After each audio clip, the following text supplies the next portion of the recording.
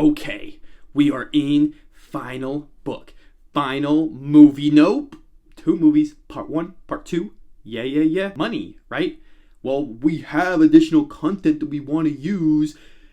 Okay, whatever. I'll buy it. So, Harry Potter and Deathly Hallows Part 1 and Part 2 are directed by David Yates, and it's really good. I really enjoy them. But I'm counting it as one film, as you see in this title below, because it was literally filmed at the same time.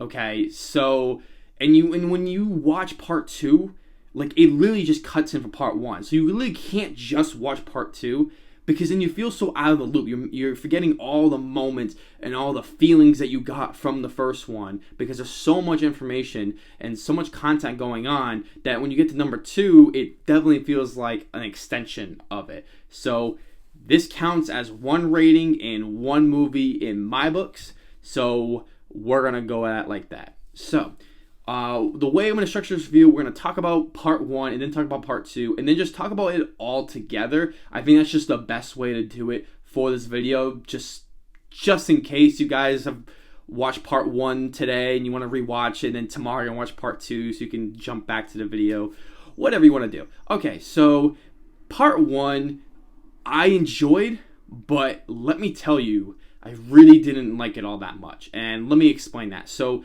I think this is a good movie, but it explains everything. And I thought so many parts of this film could have been easily cut out. And the reason for that is we're going on this quest of Harry, Ron, and Hermione. And they're just, looking for the Horcruxes, trying to destroy them. But there is just a big chunk of this movie that's so meandering. And they just explain expositional scenes over and over again. And you feel like these scenes can just be cut out and moving to the next one. Because after this movie's over, I was like, well, what was the runtime? It was 2 hours and 26 minutes. I literally could not believe it. This movie should have been an hour and 50. Because when Harry and Ron and Hermione are together, like, nothing happens. And then you got this random subplot that Ron is all upset at everybody because he's holding one of the Horcruxes, and it makes you all delusional and it just changes your emotions. I like that aspect to it, but it goes on for so long and it's just so ridiculous. And I sat there just like, come on, this is so delusional. I just did not understand. And of course, it's just to come back later and set up for one of the Horcruxes. And it has a cool scene where Ron gets the sword of Gryffindor and then destroys the Horcrux. I thought that was a really cool scene. But there is such a stretch of time of just Harry and Hermione, and it just is so long. And I'm like, dude, really? Come on. And even after that, there's just more talking, and it's just more explaining.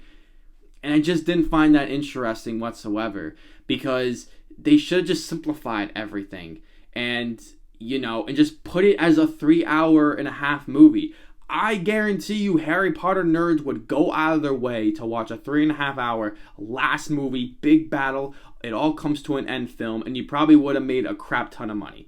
That's exactly how I feel about it. I mean, everyone saw Avengers Endgame, and that was like 3 hours, so I can't imagine they wouldn't want to watch Deathly Hallows when they've all made like almost $1 billion each. Oh, okay. That was a rant.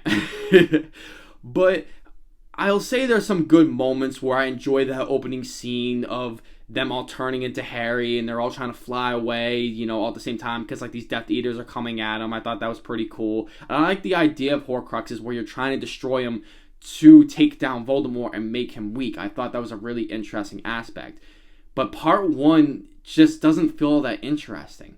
And, I feel like there's parts of that could have been just cut and chopped through. I like how it ends. I really like the last shot of Voldemort getting the Elder Wand, and there's like the lightning in the background, and he gets it from Dumbledore's grave. I thought that was a really cool aspect to the film.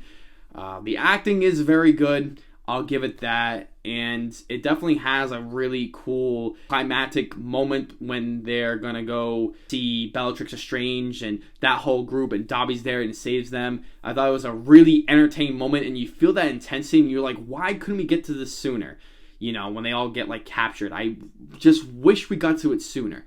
And then the movie ends really good, to be honest. I will say it does make up for a lot of it, as Dobby is killed, and it really is a terrible moment. And this time around, I really cried a lot. I was just like, oh my word, this is like really dark and just really hurt me. I mean, as a kid, I probably cried, but like watching this now, I was like, man, I felt that. And like, Dobby did everything for Harry, you know, and like did everything that he could as a house elf. And it was just a really nice, touching moment, and I think they handled it extremely well. So I really liked how part 1 ended. Now we get to part 2. I loved part 2. I thought part 2 was excellent. I thought it was awesome. It was just so good. And the reason for that is just part 1 just takes hits after hits. And when you get to part 2, they don't really explain anything. It feels like that's when the action is there. And you feel like there are expositional scenes, especially in the one where Harry gets one of that flashbacks and he sees Snape and Dumbledore talking about everything that's happened, pretty much the whole series, about Lily and James Potter and how Snape was protecting them and how they all knew that Harry was going to die and had to die. And it really does make up for the whole series, and it really does have that nice satisfying factor, because in other films this would just be considered like just really long and really annoying of how much exposition is. But I found it so enjoyable because we've had all these movies and you have all these questions, and this moment really answers all the big questions that we've all wanted to know. Why can't Harry ever be killed by Voldemort? It seems like Voldemort can never kill Harry, and they explain why that is. And I thought that was such a nice and touching aspect. But my only issue with that is just the placement of it. I feel like there's a bunch of action and it's there and you feel it's all built up, and then it just kind of goes down to that. I feel like that could have been much earlier in this film, the part 2. But other than that, I thought it was really enjoyable. The other really awesome aspect I love is just the big battle. I mean, it looks awesome. The CGI is just incredible. It looks so amazing. I'm glad they just put all their money into this to make everything look so awesome. The adventure scenes are extremely exciting. I mean, there's like countless ones where they go to Gringotts, or they're in that room where there's a bunch of gold and stuff like that, and they're flying through with the brooms, and then they save Draco and Crabbe, and I don't think Goyle's in this one. I don't know why. I think he was arrested and just they didn't put him back. Don't count me on that. There's just really enjoyable moments of getting the Horcruxes, and it feels like, why couldn't this just be all one film?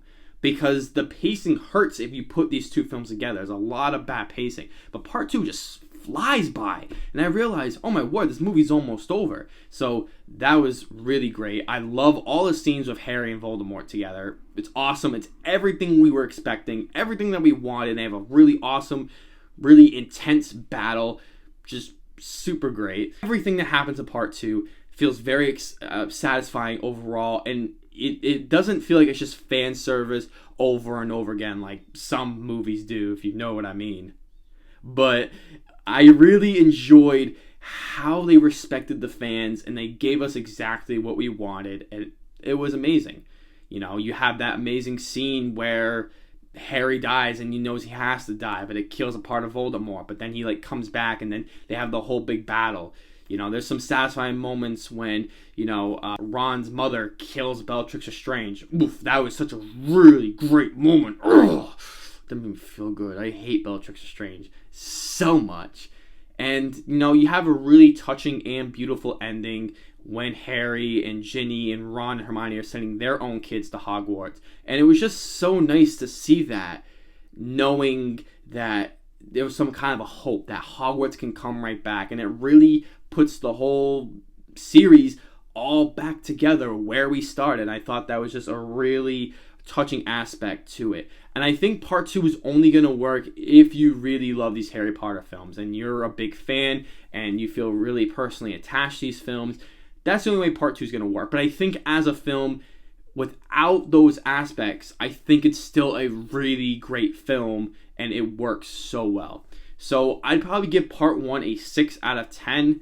It was enjoyable, but I really didn't really love it all that much. And I probably would give part 2 a 9 out of 10. The same with Prisoner of Azkaban. I just thought it was so amazing. I could see myself really wanting to watch part 2, but you gotta watch part 1 first. And when we get to part 2, you just feel so good. And I think watching these all in order all over again, part 2 is just overall so satisfying, has great pacing, and it has all these enjoyable moments they've had from all the films all together, and feels like it was worth it to watch all these films. And that is the best thing about this whole Harry Potter series in general. So the average of all these films of Harry Potter and Deathly Hallows Part 1 and Part 2 combined as one film is a 7 out of 10. Ooh, 7 out of 10, Brad. You just give 7 out of 10s to everything. So yeah, there you go. Alrighty, please like and share the video. Please subscribe if you haven't. It really means a lot that you guys have subscribed and liking my videos, and just, give me criticism, or, just put in comments in general, and just to engage with the community. And I just really enjoy that aspect. So thank you guys so much. And if you like this video, see you guys in the next one.